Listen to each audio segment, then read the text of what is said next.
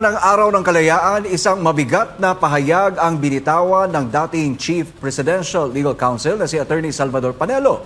Sa gitna ng mga isyu ng pambansang soberanya, tanong niya, hawak pa ba natin ang tunay na kalayaan? Narito ang ulat ni Carlo de la Peña.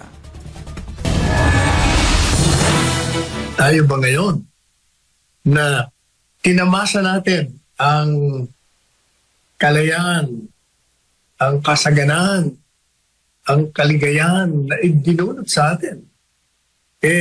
Napanatili ba natin ito? Ito ang mabigat na pahayag ng dating Chief Presidential Legal Counsel Attorney Salvador Panelo ukol sa tunay na kahulugan at kalagayan ng kalayaan ng bansa sa kasalukuyang panahon. Ayon kay Panelo, ang Araw ng Kalayaan ay hindi lamang selebrasyon, kundi panahon ng malalim na pagmumuni-muni para sa bawat Pilipino. Dapat aniyang tanungin ng sambayanan kung naipagpatuloy ba natin ang diwa ng kalayaang ipinaglaban ng ating mga bayani tulad nila Jose Rizal, Andres Bonifacio at iba pa na nagbuwis ng buhay para sa kalayaan ng bansa. Yung bang ating mga inihalal, ilagay sa kapangyarihan, ito ba ay pinagpatuloy nila ang ating pagiging malaya? Sapagkat kung titingnan natin, mukhang hindi. Tinukoy din ni Panelo ang umano'y pagsuko ng pamahalaan sa soberanya ng bansa, kaugnay ng pagpayag na ipaubaya sa isang banyagang hukuman ng kaso na isang dating Pangulo. Ayon sa kanya, ang hakbang na ito ay maituturing na pagsuway sa konstitusyon at isang uri ng pagtataksil sa bayan, lalo na't ang mga aligasyong krimen ay nangyari sa loob ng Pilipinas at kapwa Pilipino ang sangkot. Ibig sabihin, ang pamahalaan na niluklok natin, siya mismo ang sumira, lumabag sa saligang batas. Nag-iwan si Panelo ng hamon sa taong bayan, isang tanong na humihikayat ng pagninilay sa tunay na kahulugan ng kalayaan, hindi lang tuwing Hunyo 12 kundi sa bawat araw. Yung tanong ngayon, araw ng kalayaan ngayon, paano tayo sasabihin sa ating mga sarili na pinagdiriwang natin ng isang kalayaan? Itong kalayaan na ito isinusuko. Isinuko na ng mga taong ating inilagak sa kapangyarihan. Kayo ang sumagot sa ganyang tanong.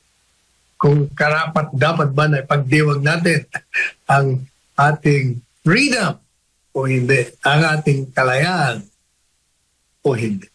Ang tinutukoy ng Pangulong Rodrigo Duterte upang dalhin sa International Criminal Court o ICC, kaugnay ng mga akusasyong may kinalaman sa kanyang kampanya kontra iligal na droga. Para sa Diyos at sa Pilipinas kung tunay na kalayaan, lalo na para kay dating Pangulong Rodrigo Duterte na ngayon nasa ICC detention facility sa Netherlands. Alamin natin kung paano ginugunita ng mga Dabawenyo ito sa Davao City. Si Vic Tahod sa report. Umaasa ang lahat ng mga Dabawenyo na ang kahalagahan ng Araw ng Kalayaan ay maging patuloy na paalala sa ating mga Pilipino na ipaglaban ang tunay na kalayaan na nakamtan ng ating bansa.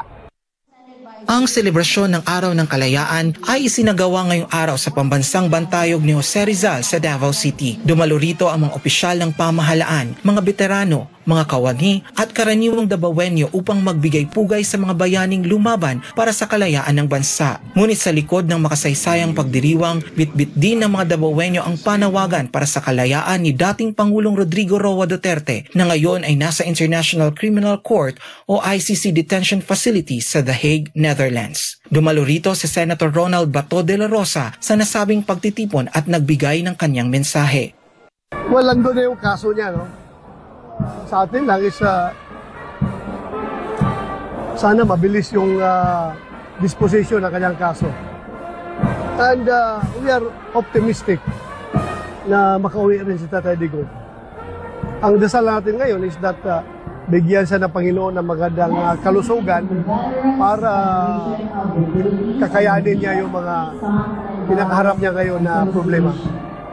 Nagpaabot din ng pahayag ng suporta ang mga nanalong Duterte sa 2025 midterm elections na sina Vice Mayor-elect Sebastian Baste Duterte, 1st District Representative Paulo Duterte, 2nd District Representative Omar Duterte at Councilor Rodrigo Rigo Duterte II. Sa iisang panawagan, ipinahayag nilang patuloy nilang ipaglalaban ang kalayaan at hustisya para kay dating Pangulong Duterte na kanilang kinikilalang tapat na naglingkod sa bayan. Ang panawagang ito ng kampo ni dating Pangulong Rodrigo Duterte para makalaya ito sa ICC Detention Facility. Si MJ Mondihar sa report. Formal nang hiniling ni former Philippine President Rodrigo Duterte sa International Criminal Court o ICC na siya'y gawaran ng interim release. Sa impormasyon mula sa ICC, may petsang June 12, 2025 ang request ng dating Pangulo. Itinaon sa pagunita na ika-127 taong araw ng kalayaan ng Pilipinas, ang bansang inalaya ng buhay at pinagsilbihan ng dating Chief Executive. Depensa ng kampo, hindi flight risk ang dating presidente at walang kakayahan na gumawa ng anumang paglabag sa batas, dala na rin na katandaan ito. Hiling nila sa ICC na pagbigyan ng pansamantalang paglaya on humanitarian grounds dahil sa mga iniindang karamdaman ng dating Pangulo. Si Duterte ay 80 taong gulang na at nangako ng 100% kooperasyon sa ICC sa kabuuan ng provisional release. Welcome development naman sa former Presidential Legal Counsel ng FPRD ang nasabing hakbang. Hindi naman siya flight risk, hindi naman siya tatakas. Pero naman bansang gusto pumupup sa kanya.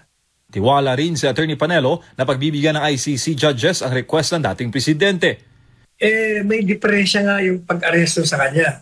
Yung mga kalakaran na yon ay malaking factor na mabigyan siya ng interim release. Iginit naman ng legal team ng dating Pangulo na may kasaysayan na ang ICC ng paggawad ng pansamantalang paglaya sa mga akusado dahil sa humanitarian grounds. Ayon pa sa kampo, may isang hindi pinangalanang bansa na piling tumanggap kay FPRD sa kasagsagan ng kanyang interim release. Pero, legal nga ba itong turing, balik bansa na lamang ng dating presidente.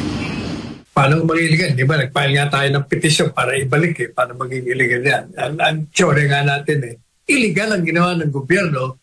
Kaya itong gobyerno na gumawa ng illegal na hakbang ay iwasto niya ang kanyang sarili. Hindi ba yan nga ang hinihingi namin sa petition namin sa Korte Suprema? Para sa Diyos, sa Pilipinas,